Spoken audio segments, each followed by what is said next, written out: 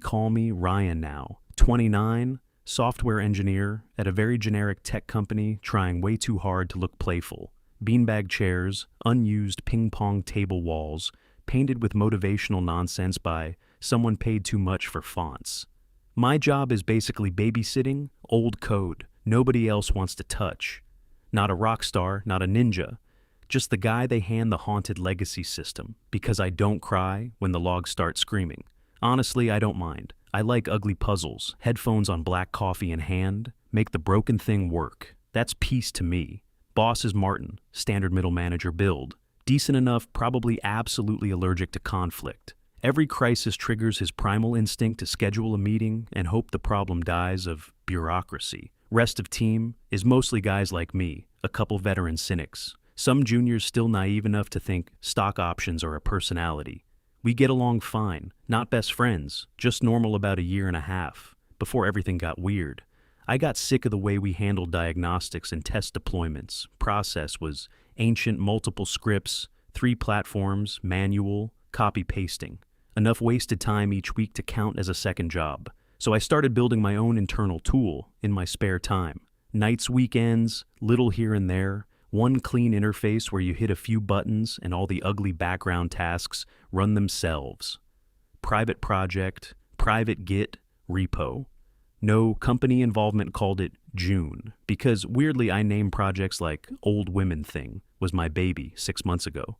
Company hires new project manager, her name is Mallory. First warning sign is the email signature, enormous title, pronouns, values statement. Half a manifesto, first company. Wide Slack intro talks about dismantling patriarchal power structures in tech. Immediate oh no, first team meeting confirms. It doesn't ask what we're building, doesn't ask where the bottlenecks are. Spends 30 minutes lecturing us about unconscious bias and why certain database terms are oppressive. Old infrastructure guy across the table stares so hard into the middle distance I think his soul leaves. Mallory establishes herself fast. Every issue somehow becomes gender politics, missed. Deadline means male-coded communication, norms, server crash.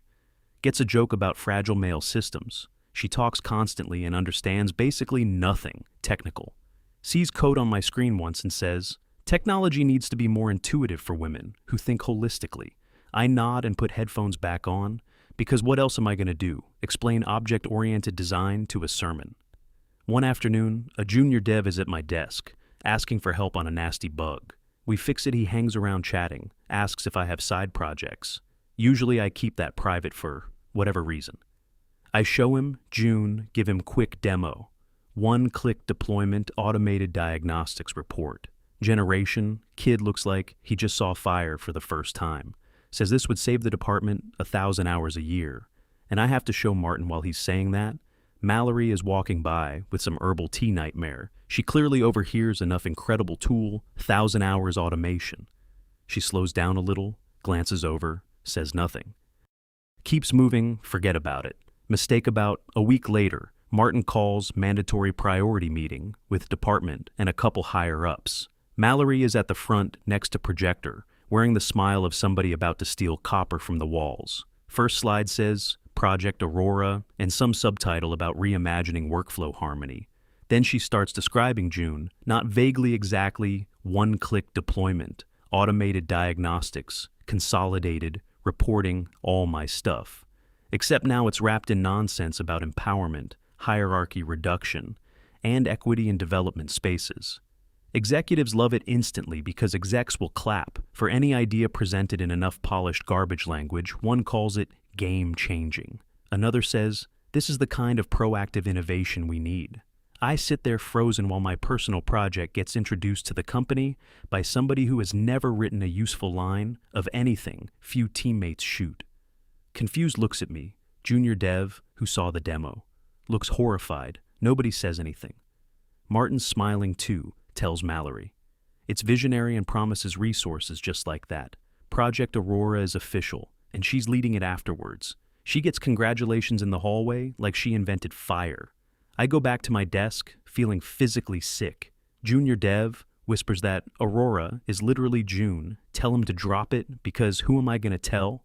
Martin just backed her. HR would turn it into vibes. So I do what quiet engineers always do when the system chooses theater over truth. Keep my head down and write code. Next few months are a nightmare in slow motion. Mallory runs Aurora through meetings. Endless meetings, 3 a week minimum, all vision. No implementation giant Gantt charts impossible task assignments.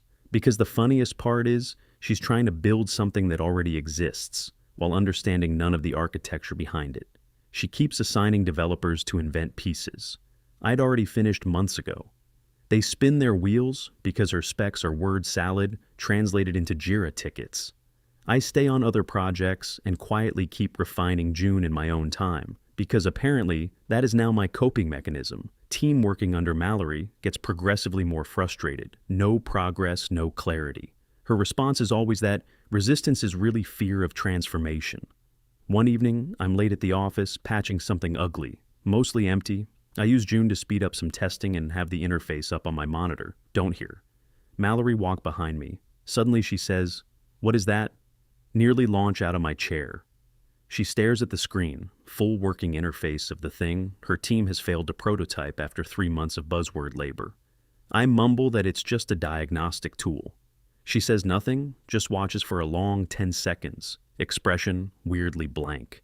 Then walks away, instant cold dread. Next day it detonates sitting at desk, debugging memory leak.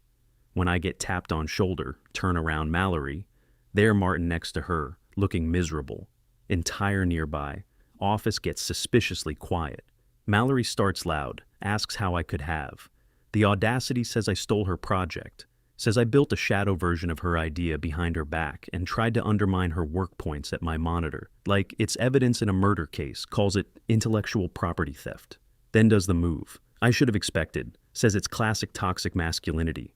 A woman has a brilliant idea and a man immediately tries to take credit. Whole floor silent. Now people pretending to work while absolutely listening. I tell her it's my personal project, and I've been building it for over a year. She laughs theatrically and says, "How convenient," asks why I'd never mentioned it before. If it were true then, Martin, coward that he is, mutters, "We should all go. Talk to HR, not investigate, not ask questions. Just straight to HR, like guilt already decided itself." Everyone watches me walk away like I'm heading to sentencing HR room. Is freezing white walls, fake wood table, bad chairs. One HR rep, neutral face, legal pad, soul. Probably left years ago. Mallory tells her story first, and I have to admit it's impressive in an evil way. She sounds calm, careful. Wounded says, she joined with a mandate for innovation. Says she developed Aurora through careful analysis and socialization across the team. Prints out her PowerPoint, like a holy text. Says she later noticed me acting distant, and now suspects I was co-opting her work the whole time. Recounts seeing me late at night with a functional version of her concept. Ends by framing it as a hostile act against a woman in tech. Somehow, in 10 minutes, she turns herself into a visionary target and me into the bitter saboteur. Martin then gets asked for context, and he folds. Immediately says, Mallory has been proactive and well-received. Says I'm technically gifted but not a strong communicator. Says hiding a project isn't collaborative. Does all this without once looking me in the eye, basically confirms her full script, because conflict makes him dissolve. Then HR finally asks for my response. I say the whole story is false. I didn't steal her idea. She stole my project. Mallory scoffs and asks if I can prove it. And that's where the room finally stops belonging to her. Because yes, I can. I ask to plug my laptop into the room. Monitor, open browser, log. Into GitHub. Pull up private repo. Name June, explain to HR and Martin that Git commit history is a time-stamped immutable paper trail. Can't just invent it after the fact, without leaving obvious cryptographic inconsistencies. Then, I open the commit list scroll all the way to the first one. Initial commit, from 14 months before Mallory was even hired. Room goes. Still, Mallory's face starts losing color. I keep scrolling upward through history, point out when I built the automation engine, when I added report generation, when I wrote the first web UI, when I refactored database handling. Entire project unwinds chronologically in front of them, like a documentary. Then I land on the perfect commit, 4 months ago. Message says, minor UI tweaks. Coworker thinks this could save the company 1,000 hours a year. I read that line out loud and asked Mallory if the phrase sounds familiar, because she definitely heard it when she was sneaking tea past my desk and building her masterpiece of theft. That's the kill shot. She tries one last escape hatch and says, maybe I hacked the dates because I'm technical HR rep. Doesn't even buy it enough to pretend.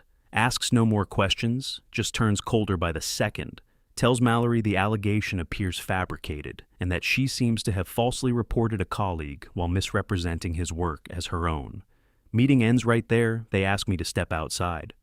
I stand in the hallway while my heart tries to punch through my ribs. After a few minutes, Martin comes out and apologizes. In the meekest voice imaginable says, he should have listened, says he handled it badly. Understatement of the quarter. Little later, door opens again. Mallory walks out carrying a cardboard box with security beside her in the box. I can see a Rosie the Riveter poster and a mug announcing, "The future is female." She looks at me like she'd commit homicide. If the hallway had no witnesses, then gets escorted through the office in complete silence, everyone watches, no one says a word.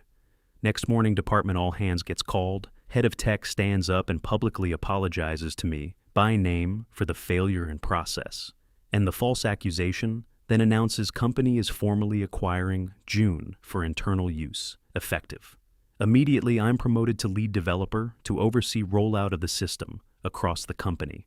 Also get a huge bonus, both for the product and for the mess. I got dragged through rest of the day. Surreal people who wouldn't have backed me 24 hours earlier now stop by my desk to congratulate me. Junior dev looks vindicated, like he's been carrying this secret on his back for months. Martin apologizes again later. A little more honestly this time, we're never friends, but at least now he knows what it costs to mistake silence for weakness. Weird part is, none of this changes who I am. Still quiet, still in the corner, with headphones and black coffee. Still happiest when a horrible system finally starts behaving. Only difference now is the work I did alone. Finally had a voice loud enough that even the people addicted to management theater had to hear it.